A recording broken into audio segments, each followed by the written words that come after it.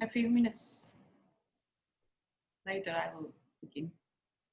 No problems.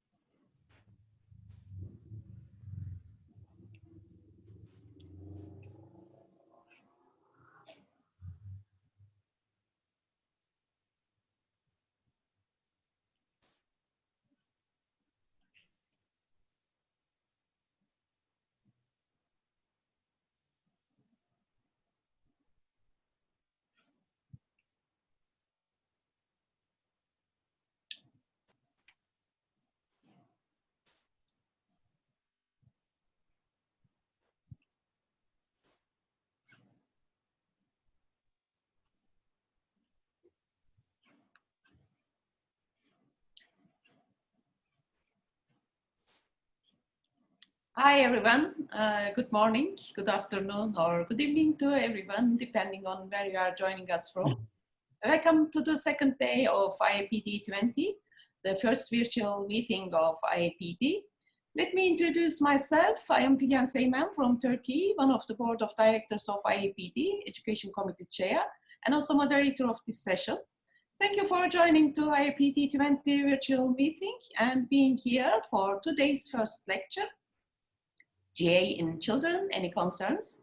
Before I introduce our very valuable speaker, I would like to cover a few housekeeping topics.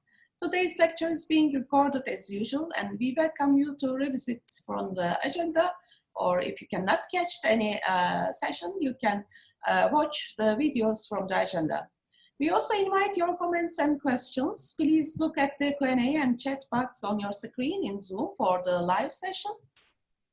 If you think of a question at any point, just type it in the Q&A box, and we will hold it for the discussion portion at the end of the event. And we will get through as many questions as time allows. If your question is not answered, write in WA in the agenda. And now I'm pleased to introduce today's speaker.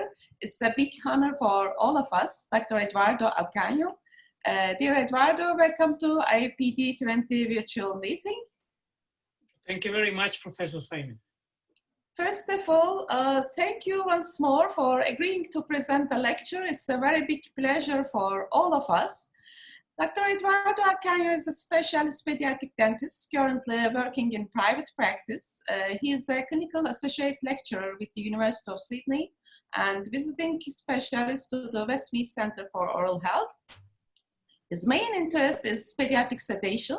After completing his thesis in general anesthesia and further training in conscious sedation, he has lectured extensively on local anesthesia, conscious sedation, and general anesthesia.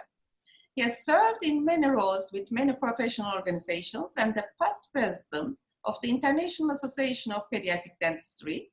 He has over 10 years of board of directors experience with the IAPD.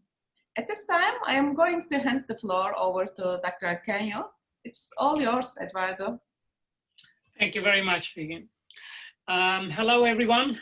Wherever you are, in whichever part of the world you'll find yourself, it is a pleasure to be part of this conference. And I would like to thank the IAPD and the organizing committee for inviting me to speak today. And I would also like to thank our sponsors who allow these things to happen. My preference would be to see you all personally, which is a much better way, but we're having all a mad year. So I hope you all find yourselves in a reasonably good shape. Now, today, the topic of discussion is general anesthesia and what concerns we have. And I will be addressing this in from different perspectives. I also would like to note that I have no actual or potential conflicts of interest in relation to this presentation. Now, as it was mentioned earlier, I did this thesis in 1998.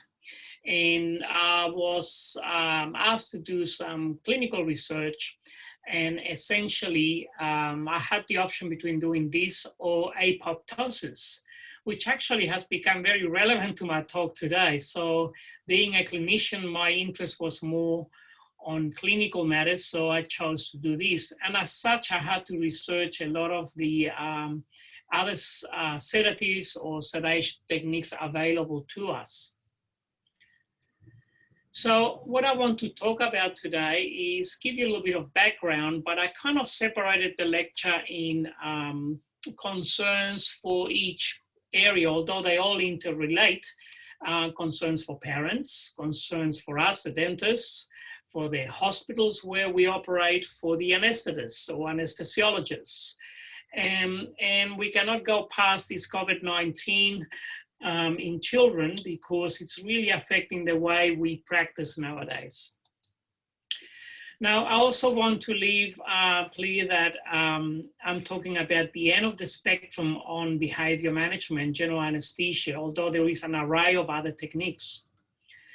I always like to also put this slide that although we are talking specifically about a certain topic, most children can be treated with behavioral techniques and without the need of any drugs. I recently did another survey of what we do in our practice in terms of the treatment of patients. And out of over 5,000 new patients or referred patients over this period, about 33% of these kids referred in by dentists, doctors, or even Dr. Google, they require general anesthesia in our practices. 21% nitrous oxide or relative analgesia, and 5% oral sedation. But if you go to the more recent times, which is about the same number of patients, you see that the proportions have not changed a lot. I think oral sedation is increasing mostly because of our experiences and the dynamics of our practice. But general anesthesia still remains at about 33%.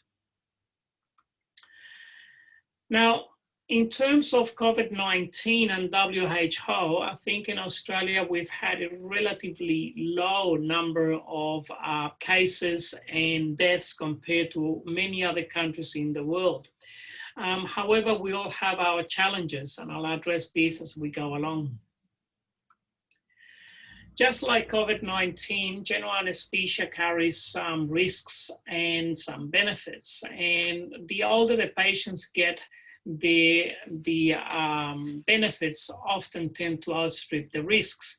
But for us treating younger patients, sometimes the risks may be higher than the benefits that we achieve with them. This is part of my research for my thesis, and you'll notice that on the left-hand side, you see the number of patients into the hundreds, and on the right-hand side, the number of sessions per week. But in Australia, we're fortunate in the sense that we have enough resources to provide general anesthesia in many ways. But as the availability of more clinicians and general anesthesia sessions increased, the demand continued to outstrip the supply of lists. And we'll talk about that as we go along. Although we consider ourselves a developed country, there is a number of children that they experience significant amounts of decay, and this has not changed. If you look at some of our studies from the Australian government, you will notice that children between the ages or under 9 years of age, and they have a significant number of admissions for what we consider preventable hospitalizations due to dental conditions. So children make a significant number. Today, perhaps I would like to leave you with 3 messages. If we're treating early childhood caries or disease in very young children and they're asymptomatic, I'm not saying we need to delay, but we should consider looking at other options before we move on to general anesthesia. If general anesthesia is recommended, it would be wise to keep it short and ideally, in an ideal world, under 60 minutes, something that I realize is not always achievable. And number 3, we would like to avoid repeat general anesthetics in children under 36 months of age. So what concerns do we have for the parents?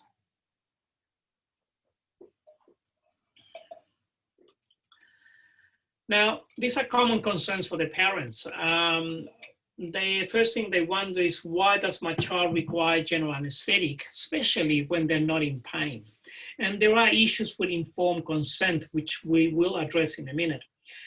Another very realistic concern nowadays is they worry, is my child going to be okay? They're talking about the recent media reports about the effect of anesthetic drugs. And again, we'll talk about that. It's also expensive. So for those with no insurances or in other countries, these can be quite prohibitive for them to have treatment under general anesthesia. And for the whole world going through COVID-19, in our country, elective surgeries were delayed for a number of weeks in preparation for the pandemic. So all procedures, all elective procedures of whatever nature got canceled, and this increased our waiting lists. So how do we deal with these parents? I think you need to be aware that parenting expectations and the way they see us as professionals has changed over the years. So a lot of parents, they really take a rather excessive interest in many children's lives, and which can sometimes make our life a little bit more difficult. I just want to remind you a definition for informed consent. If you go to the American Academy of Pediatric Dentistry, and I would like to highlight the area that says there, the parent participates in and retains autonomy over the healthcare provided, okay? So this is something that sometimes we may forget as we get more interested in providing certain type of dentistry that we've been trained.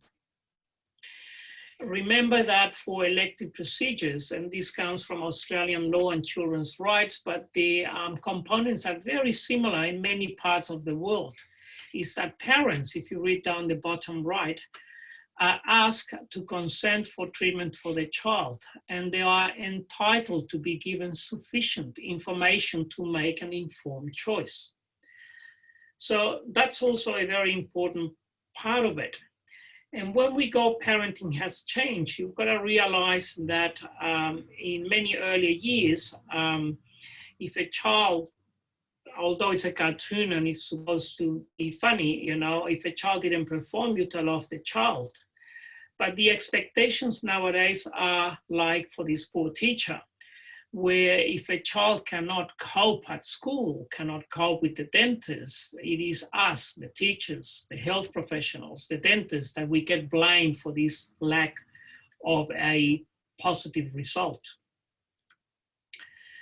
So let's talk a little bit about this informed consent, which I'll move rather quickly.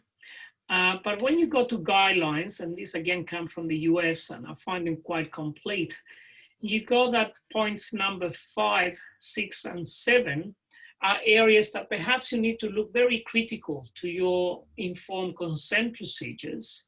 And if you were faced with some sort of adversity or a parent questioning what you're recommending, can you sufficiently defend your points of view and have enough written information regarding this? These are rather, this is for nitrous oxide only, and there are some instructions for parents, which is page on the left, and consent issues, which is on the right. And these are excuse me 1 second, just getting out. Consent for dental treatment, which is a, but what I want to highlight is this bit.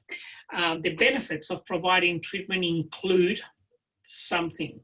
Providing treatment has risks, numbness, biting lips, non-compliance, alternatives to treatment. And I think it's important that you get this, and then the parent signs and someone witnessed this. So it means that we've had this conversation with them.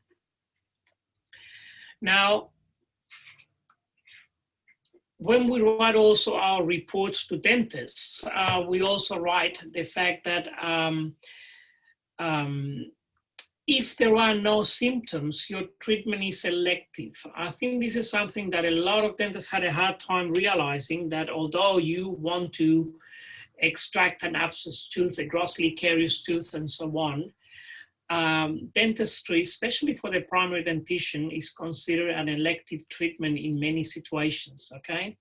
But on a child that has no symptoms, I think it makes sense that you need to provide some options, whether you're gonna adopt a conservative approach, whether you're gonna provide simple restorative treatment, or whether you're gonna provide treatment under some form of sedation. Now, I included this slide, which I gave for another lecture, and perhaps not as relevant today, but in many countries, the UK, in England, in Australia, Commonwealth countries, Canada, New Zealand, and some others, there's this term in legal circles or in law, the Gillick competence. In Australia, children between the age of 14 and 16, they need to provide you with consent. It's not just the parent, but also the child, as to whether they can, whether we will proceed with this elective procedure. Obviously, emergency procedures, significant odontogenic infections, and things of the like may take a different ingredient. But for asymptomatic children with things that may be rather relative, the law sees these things very differently. And as it says here, when the child achieves sufficient understanding and intelligence to understand what is fully proposed. And many of us as clinicians can see this on a daily basis. So, remember that we're dealing with millennial parents. As I said earlier, we're dealing with different expectations.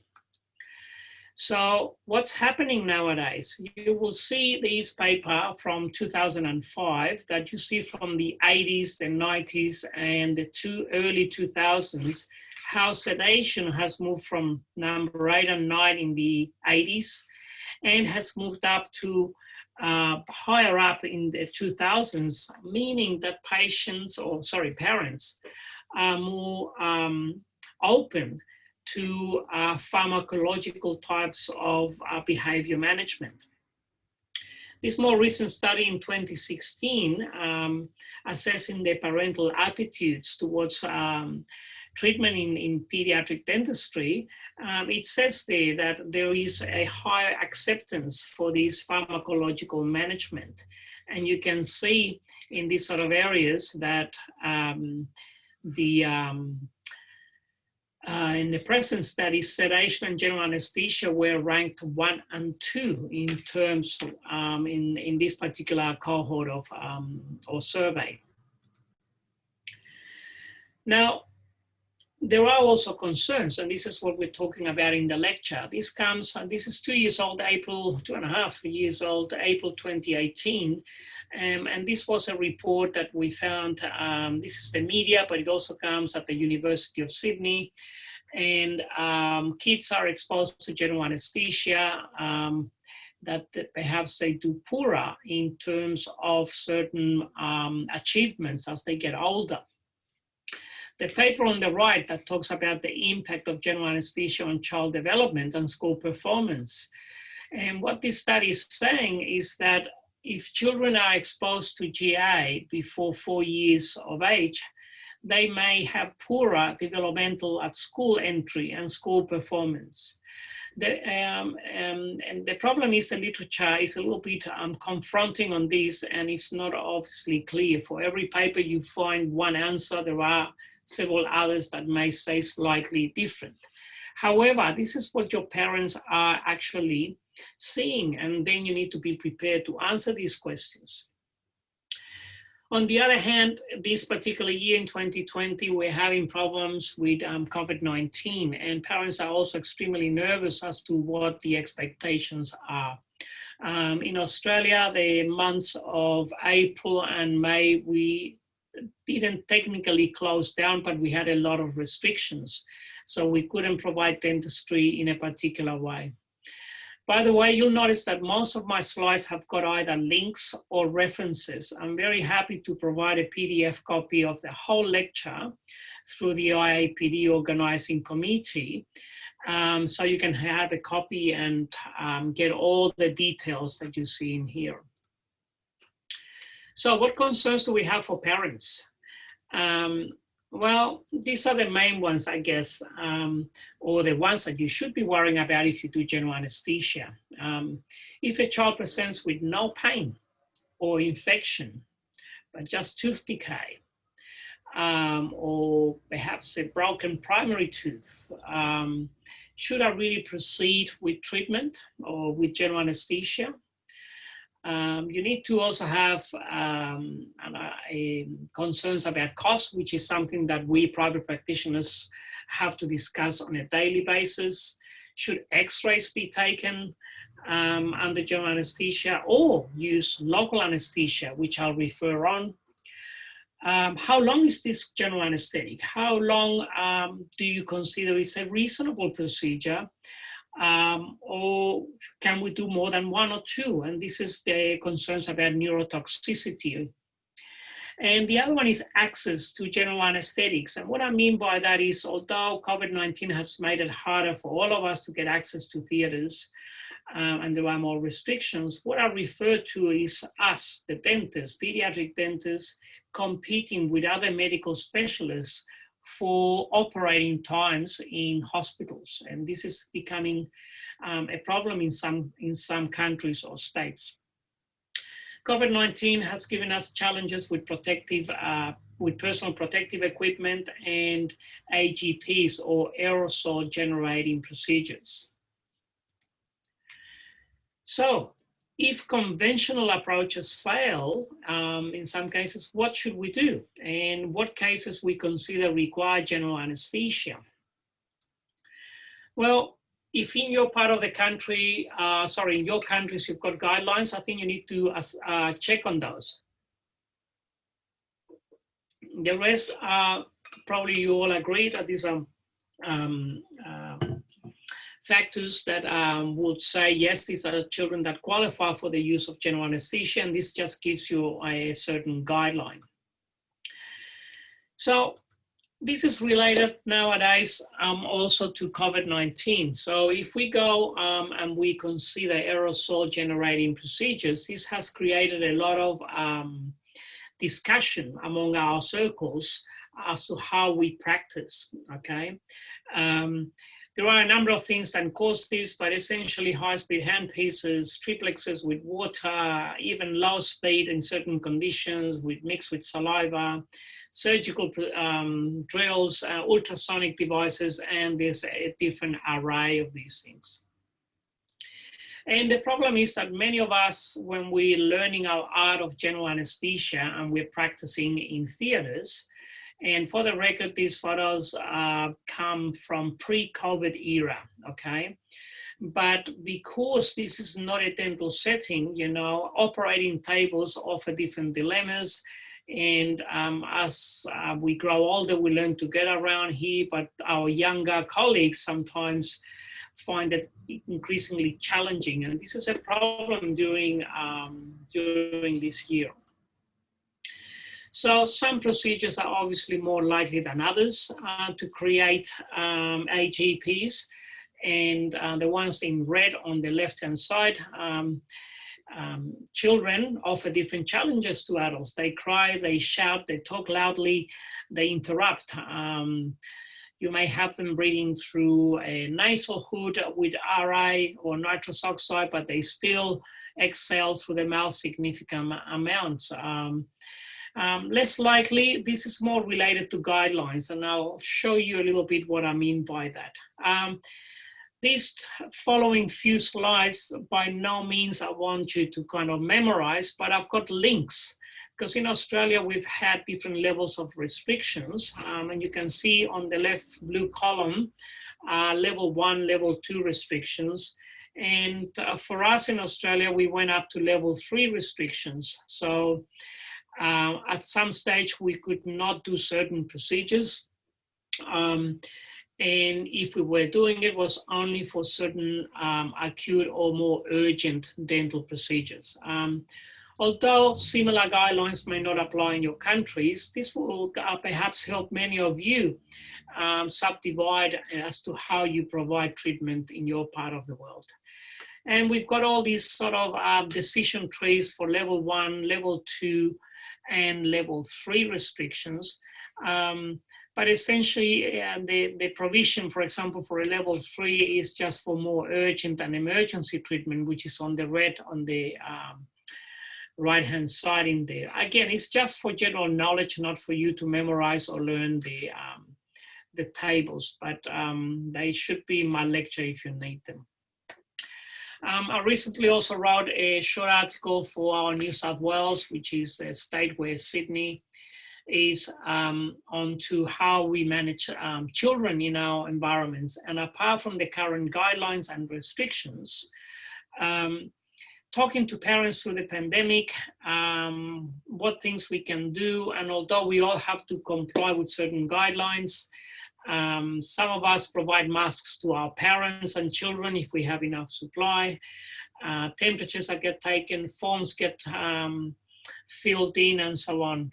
But we also send them an SMS saying we want only one parent, one child. We don't want a mom with 5 kids running around the place at a time that we're having increasing difficulty for keeping our patients and parents through social distancing. So how do we do general anesthesia in our part of the world? Well, very quickly, I just want to go, we do a gas induction. Once the child goes to sleep, parent walks out. Cannulas on the top right-hand side are only placed once the child is asleep. We apply Drixine to the nose and lignocaine to the vocal cords, and we tend to use these nasal ray intubations. We very rarely use oral tubes, and I think more than 95% of cases are done with nasal tubes. LMAs or laryngeal mask airways and oral tubes are used more prominent in some countries, but they really hinder your access. I included these photos for throat pack because of COVID-19. Inserting and removing mostly a throat pack is considered an AGP, or aerosol generating procedure. So some of our anesthetists have now stopped using throat packs, especially with the new generation of nasal tubes where they're cuffed. Essentially, you can inflate the tube and protect the airway, and therefore they don't see the same need of using a throat pack. If you're gonna use it, as you see on the top right, you need to cut it to size. Otherwise, if they pack the whole thing, you've got a very rigid tongue that will completely hinder access for your dentistry. And my preference is to use these ratchet mouth props that they provide a lot of space inside the oral cavity.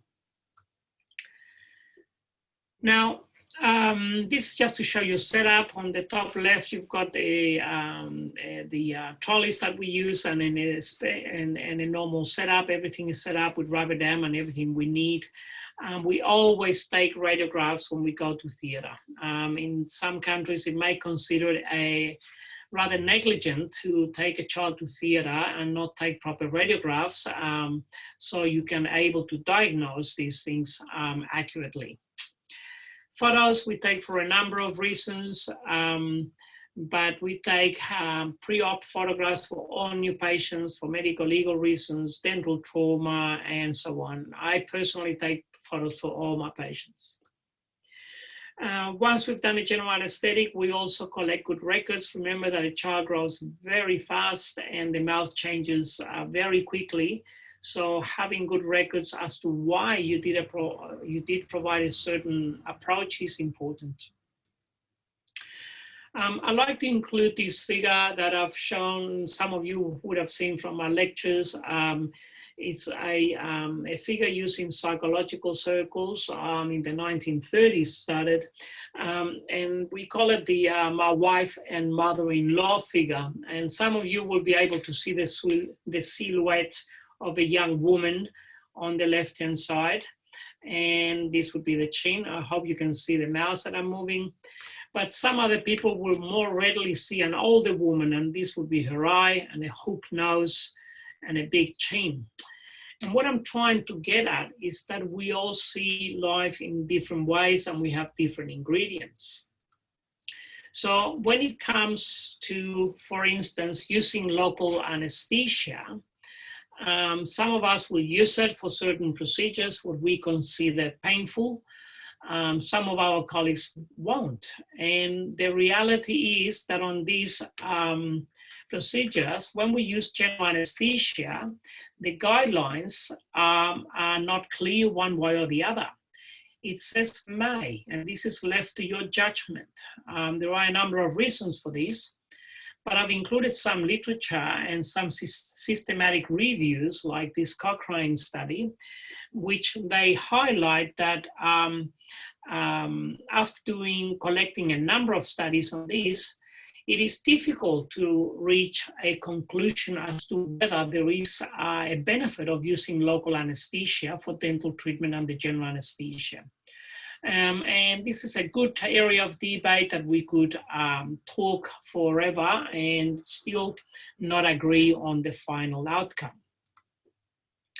If you do surveys in the US of the American Academy, there was no consensus among the respondents on the use of local anesthesia during general anesthetics. If you ask dentist anesthesiologists, remember that in some countries there's another specialty of dentistry, which is dental anesthesiologists. They also could not agree whether local anesthesia is always used or not. And you can see in the red, 50% will only use it sometimes, 40% will always use it, and 10% would never use, that's interesting, never use local anesthesia. Now, the problems are that children are different to adults, as we all know, and sometimes you can get significant lip biting. And if it's not appropriately managed, they can bleed significantly and they leave a big ulcer associated with this. In some parts of the world, it's more prominent than others. And again, these are the side effects of using local anesthesia. Now, I was talking a little bit earlier about the fact that there's restricted access to dentists for general anesthesia. And in some countries, this is a photo that I took many years ago at one of our hospitals. And you can see on theater or operating room number 2, there's my name and there's my team of people there. But the other 3 theaters, they were plastic surgeons. And unfortunately, we live in a world that private institutions, they need us to reach certain targets and so on. And if you're not as efficient with your operating times, just remember that you're competing with the medical profession as to how likely it is for you to get those theater lists. Some of our colleagues have been politely asked to leave certain lists because they're not productive enough. And remember that sometimes a dentist can do 2 or 3 cases in one morning, but an ear, nose, and throat specialist could do perhaps a dozen cases. So you understand that there are pressures. Now, concerns for the hospital. I think the first one now that I'll go in is that I cannot get into my hospital today without being screened, and I need to fill in every time I go in one of our hospitals, and all of hospitals actually, in fact, and I need to fill in a form, the one on the left hand side. So on September the 8th, you answer all the questions, whether you had any what we call epidemiological or clinical contact with COVID-19 cases. Only when I've answered all these questions, I've wiped my hands with alcohol, I'll get given a mask, I'm allowed to enter the reception area of my hospital. So the concerns for the hospital, COVID-19 is a serious one and it's causing some trouble in many areas. Before COVID-19, I think the main problems were consent issues, whether the child is coming with a parent or someone that can give informed consent or fill in a form, or cases where the dentist is supposed to do a simple extraction or restoration, but they end up doing a surgical procedure that sometimes doesn't go according to plan. The length of the anesthetic is also an issue which I'll address in a little while. And accreditation mostly of the doctors, but more importantly of your dental assistants. We're having increasing pressure that any dental assistant you take to theaters, they must comply with certain requirements. Now, following on COVID-19, I think health professionals, and I've included a link to these articles, a significant number of people, they actually get infected removing their protective equipment. The donning and doffing of protective equipment is quite important, and we've got guidelines, and I'm sure all of you have got certain guidelines to do this. A more relevant problem is finding the protective equipment, because for a while many of us have had to struggle, and even this is, I found this slide yesterday in our Australian Dental Association. And if you want an N95 or level 3 mask, they're currently out of stock. Now, the length of the anesthetic, we're going to talk about all these things. There are a number of problems if you are either a slow operator or you like to operate for a long time. So from a medical perspective, there are many issues to consider, but there is pressure to actually keep this time low. The length of the anesthetic is collected in all our charts, and although maybe not very clear, there's an arrival time, when the anesthetic commenced, when we start, and when we completed treatment. These are all important things. Now, the hospital is also bringing to the attention of some of our colleagues where they say that they've got certain guidelines for pediatric dental procedures, and this comes from a more medical side. And for us sitting in some of the medical advisory committees, really the hospitals start getting increasingly wary if you as a clinician are taking more than 2 hours, especially if you're doing it regularly. So once that happens, they send you letters like this where they're saying that you need to maintain your times below a certain time. This is by all means not applicable to all countries. We all have different ingredients, but in our part of the world, for many of us, I'm not saying all, these are roughly the length of times we have. And very rare to go over 2 hours, according to us. And these are very complex cases that require restorations of old teeth. But most of our restorative and extraction cases are either an hour or they can go a little bit over the hour. Now, important points about general anesthesia is the fact that you need to realize you're dealing with millennial parents. And although they're more accepting about sedation and general anesthesia, it's something that you need to sort of be able to talk to them in a constructive way. As I said, no consensus on whether we use local anesthesia. And I personally use it for obviously surgical procedures, extractions of permanent teeth, procedures that I consider painful, and sometimes talking to your anesthesiologist at the right time, then we decide whether this child will get local anesthesia in a particular way, or whether this will be supplemented with intravenous analgesia. General anesthesia is also not covered in many countries in private settings, so it can be very expensive for parents. Now, what concerns does the anaesthetist have, or anesthesiologist, in this regard? Well, I think one is a difficult child with a difficult parent, and although you may not think this is all that important, it's quite important in terms of informed consent. Medical history is obviously the paramount in importance, but induction and emergence from anesthesia, many of you will learn that working with your experienced colleagues, your list will go smoothly. Sometimes when you get a new anaesthetist that you don't know, and they may not be used to children, they can encounter certain problems. Management of intraoral pain, I think communication between us and them is very important. And we'll talk about emergence delirium in a minute. So in 2005, again, the way we practice general anesthesia in our hospitals is different for every anesthesiologist, every anesthetist, every pediatric dentist or dentist in there. This is just an example to show you evolution. But in 2005, we would change to isoflurane because it was cheaper than sevoflurane.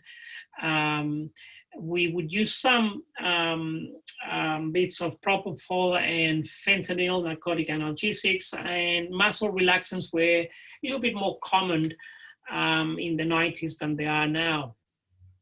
You move to 2016, we tend to use these sort of perfusion infusions machines where once the anesthetist has worked out the right sort of dosages, they're great. And our children wake up a lot better than if you maintain them with sevoflurane. Now, I upgraded in 2020, and you can see more detail. I think that's more me becoming more aware of what my colleagues are doing. But I put in the last two lines doses and medications that we tend to use, and all are obviously in an attempt to make a smooth emergence from anesthesia and not have other complications. So let's talk a little bit about emergence delirium, or agitation as we call it. But essentially during the recovery period, children can start waking up in a very distressed state with hallucinations, crying, swaying, kicking the bed. And this is extremely stressful for the child, their parent, recovery staff, and even us, the clinicians. So if this is happening in your theaters, I think there needs to be closer communication with the anesthetist regarding this. It's a common complication after general anesthesia with sevoflurane, and up to 2/3 is reported in the literature of children present with this after dental surgery. Drugs that we tend to use to reduce it are propofol, midazolam, and dexmedetomidine, or DEX, which I'll refer to in a minute. So if we go to the literature, you'll find plenty of great papers, and I've included them in there. As I said, you can have the whole lecture for those of you that join a little bit later, and have a read through these different documents. If you cannot download them, I'm very happy for you to email me, and I'll send you PDF copies of these documents. But essentially, you can see that using intravenous doses of fentanyl at the right time or towards the end of the surgery can definitely help for a smoother recovery, and there's plenty of evidence to that effect. And the same goes for DEX. Essentially, the reviews are showing that it's showing positive effects on the recovery of children immediately after general anesthesia. Now, concerns for parents and health professionals. As many of you know, in 2016, the FDA in the US put warnings on drugs that they can have some effects on young children and pregnant women. A lot of the research that you read, animal studies don't always correlate to human studies. And if you go to the bottom right-hand side, 2017, the evidence continues to be rather inconclusive in some ways. Now, which drugs cause this? Well, all the drugs we use, and many of us would use any of these drugs to provide either sedation or general anesthesia to our patients. These are mostly GABA agonist drugs that induce sedation, and these are the ones that are being blamed or named to produce apoptosis, cell death, programmed cell death, regarding general anesthesia. So I was mentioning 36 months of age.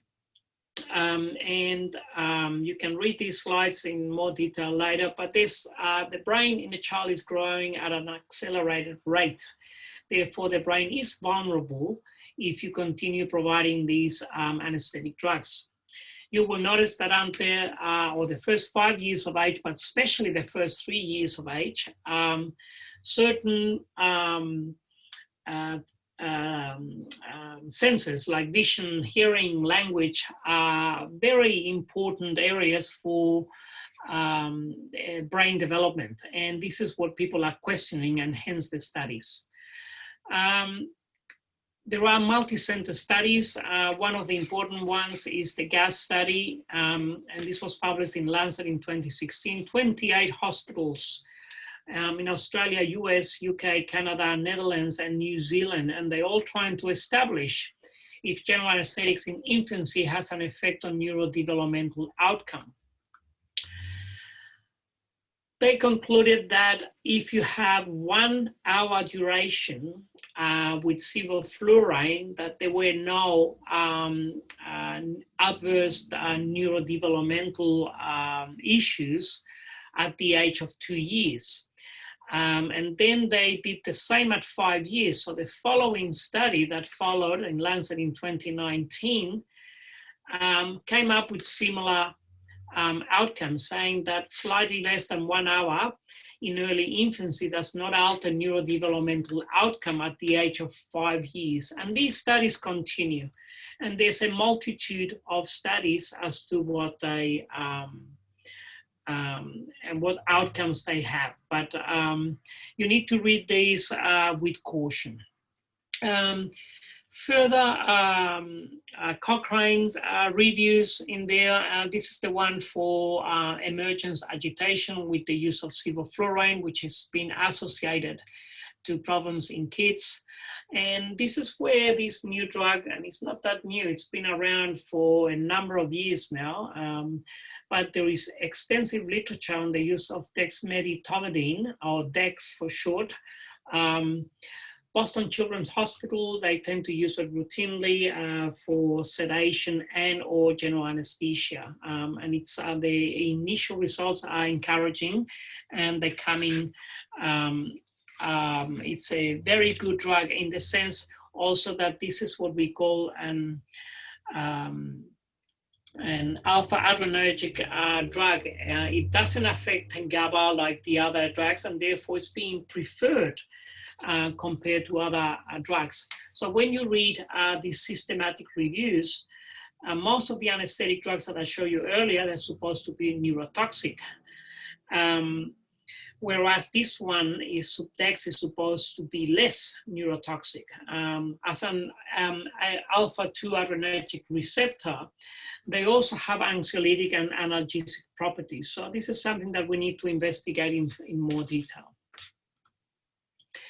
Now, I've got only a minute to go, so we can move on to questions, or a couple of minutes, but I wanted to leave you with this, a warning about, because many of us provide sedation in private offices. And if you're doing that, I think you need to have a very critical eye as to how much care you have with your equipment. Who checks your equipment? Is it only you? Does anyone come and does a physical accreditation of your premises? Do you have clinical protocols that apply to your particular surgery? And do you do advanced life support for children in your office? I'm not meaning going to your dental association or a course, but should an emergency arise, what protocols do you have in place? Study this slide a little bit later, but if you are in a private dental surgery, it is you, the dentist, who decides on the guidelines, enforces them, makes the decisions, looks after the equipment. If an emergency arises, they all look at you, and whether you comply with your guidelines and laws is something that you only closely monitor. In a hospital, it's a very different environment where a number of departments are involved in the decision-making, maintenance is ongoing. Emergency happens, you just hit a button on the wall and a whole emergency crash team arrives within a minute.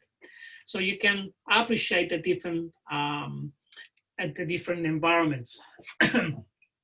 This study from 2013 in the US assessed the trends of deaths associated in pediatric dental sedation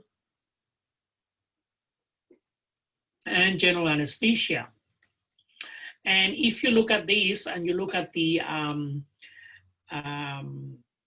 number of deaths, and they're separated by either general dentists or pediatric dentists, oral surgeons, I guess low deaths because they don't see a lot of kids, anesthetists or anesthesiologists, and some numbers were not reported on the right. But you will see that a significant number, 25 kids, died at the hands of general dentists or pediatric dentists. If you now extrapolate these numbers and you separate them by private office or a hospital setting, you will see that out of those 25 kids treated by pediatric dentists or dentists, 24 of those occurred in a private office. So these are important trends that you need to assess, and the data is showing, not just on this paper, that you need to be very careful because the initial, or not initial, but many papers are indicating that there is an association between mortality and morbidity of pediatric dental procedures in private office settings. This is another study in 2012, also from the US, about adverse events. And these are closed malpractice insurance claims, but the trends were very similar, where you get very young patients, 3 years or under, they are at the greatest risk. Some practitioners are not monitoring patients adequately, and most of the adverse events occurred in private offices. So be aware of this and have a read at these papers, they're quite interesting. So age does matter. And we separate them under 36 months of age and in these age groups. In terms of information, you can put some links here, several current links for COVID-19 that may be useful for our profession. This is from our children's hospital on the effects or risks of general anesthetics in infants or young children. And also these Smart Tots, which is a group from the US and is endorsed by many pediatric medical bodies, not just in the US, but also overseas, and with a lot of important literature. Society of Pediatric Sedation also offers a number of things. So in conclusion, I think for any of us doing general anesthesia, getting proper consent, and especially written, is important. But more importantly, you need to discuss options available before treatment. COVID-19 and AGPs, I guess you need to follow your own guidelines, but we're all happy to help if you require further information. I personally avoid as much as I can general anesthetics under 36 months. And the same with the sedation cases, but remember that benefits must always be more important than the risk or the calculated risks of providing sedations. Thank you. I'll leave some time for some questions, I guess now, Professor Figen. Thank you very much, dear Dr. Alcaino. It was an excellent and very informative presentation as usual. I think we understand the importance of GA in these critical days much more. Now we have some questions. I will begin.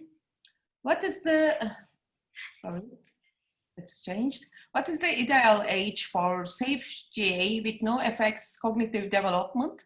Sedation safer in terms of effects on cognitive development as compared to GA? Okay, ideal age for safe GA is probably from what I was saying there, is 36 months and above. I think more, I mean, there's a lot of medical procedures, including dental procedures, that you must perform. And I think my only point is that you need to educate parents and explain them that this is out there. You need to actually inform them of the possible risks. I usually give them those pages that you saw from our children's hospital and smart tots so they can read. And you'll be surprised how many of these parents have said, okay, we understand the risk. We still want to proceed with our, 20-month-old child with early childhood caries. It's all about informing them. The second question, sedation safer in terms of effects on cognitive development. That's a tricky one. Somehow people perceive that sedation may be safer than general anesthesia. Many of our medical colleagues will tell you the opposite. General anesthesia is safer in their hands because they've got a controlled airway. In terms as to which drugs, I guess it would depend on, a lot of these papers also show that dosages of these anesthetic drugs and GABA inhibitors are significant depending side effects and how often you're doing these general anesthetics. So in terms of the actual drugs, if you're using low doses of a drug like midazolam would be, I guess, less risky in terms of neurocognitive development. But now there's drugs like Dex that I don't have much experience personally, but my anesthetic colleagues use. Thank you very much. I hope that answers. Sorry. The other question from my country, from Burçak. Thanks, everybody, thanks for you. And what are the common and major complications of GA under 36 months? What are the complications of general anesthesia? Say that again. Common and major complications of GA under 36 months of patient. Okay, so under 36 months. Look, I guess the answer sometimes is a tough one. And this is what you as a clinician need to discuss with the parents. I don't have a straight answer in there.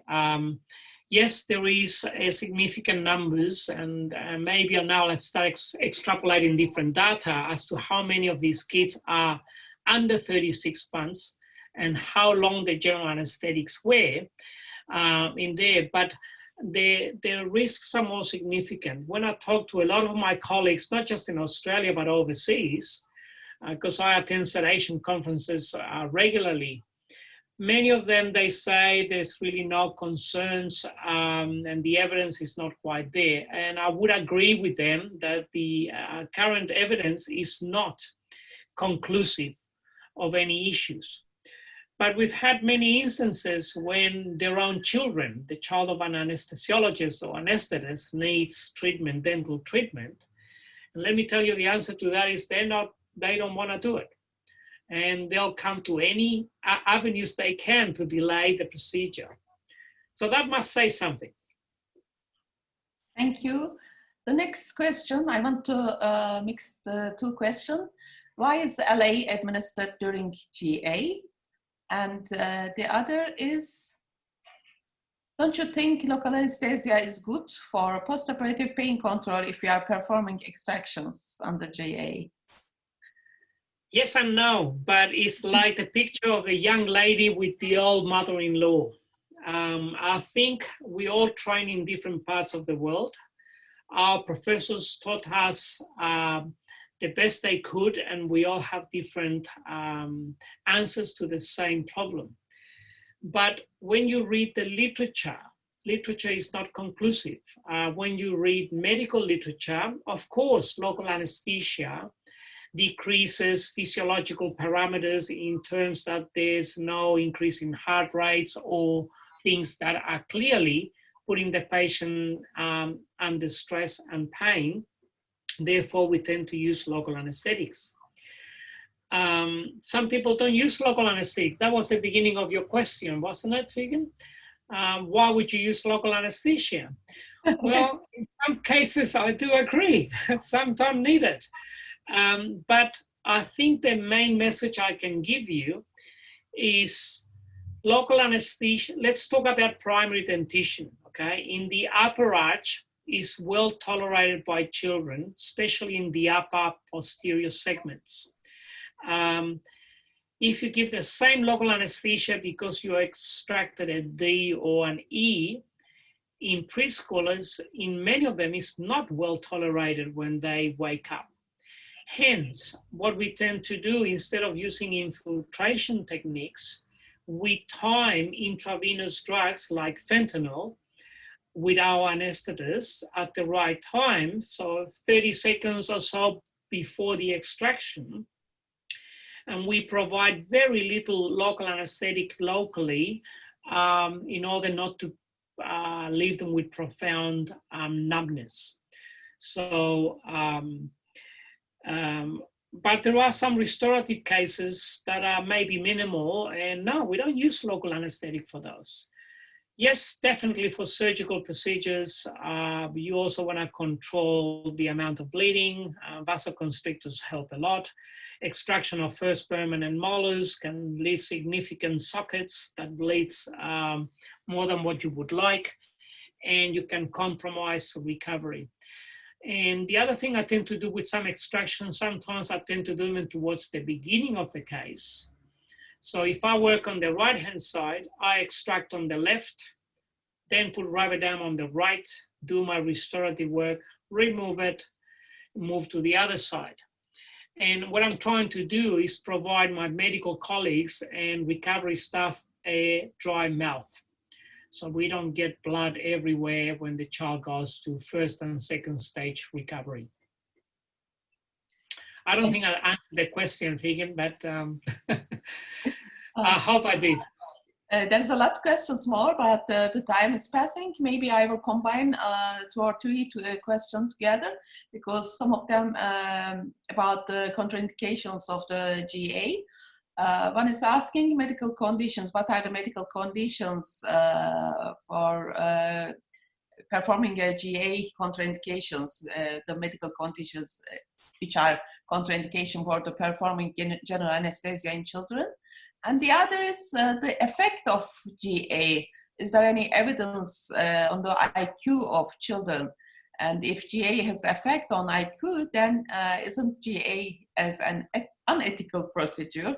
I never heard this, but they are asking. And the next about the contraindications, is there any reported cases or studies related to mortality under the after GA, let's say? Question is not written correctly. Okay, I'll start with the last one. There are some studies, but nothing really significant that I could give you a more structured answer. There are a lot of case reports. Remember that these are very significant cases that often don't get out to the all the details are not well documented. Although there is freedom of information acts in many countries, it's still very hard to source out all the information in that area. As to what are the medical conditions that that can be a risk for general anesthesia, the list is many. Send me an email. I'll be very happy to send you that. But the quick answer to that is, I imagine you're the dentist or pediatric dentist doing the procedure. I think your job is to get a good medical history And if there are significant things or things that you haven't heard of, I think your job is to also communicate to any other health practitioner that this patient has seen in the past, obtain the proper reports, and then liaise with your anesthesiologist. It is up to them to actually do this pre-anesthetic as accurately as they can. Having said that, I can give you a list of items if you email me. Thank you very much. I think we passed our time. I want to thank, first of all, our today's first speaker, dear Dr. Eduardo Alcaino, for sharing us your insight, your valuable experiences and knowledge. I enjoyed a lot. Thank you very much for sharing the PDF of the lecture also. It was a very big pleasure also for me to meet again with you, even virtually. Do you want to say anything to cover before I wrap up the session? Well, I just would like to thank you for inviting me, and as well as the organizing committee to participate. It's always an honor to share our knowledge across the world with all my colleagues. I've always opened my doors. If once we don't have restrictions and we can travel again, many of us are welcome, and I look forward to seeing you in person, hopefully sooner rather than later. Thank you very much. Thank you very much. And dear participants, on behalf of International Association of Pediatric Dentistry, thank you for joining us today's first session, and enjoy the rest of the IAPD20 meeting. We will meet later on today. Have a wonderful rest of your day and stay healthy. Goodbye. Thank you, Eduardo. Goodbye. Thank you. Bye-bye.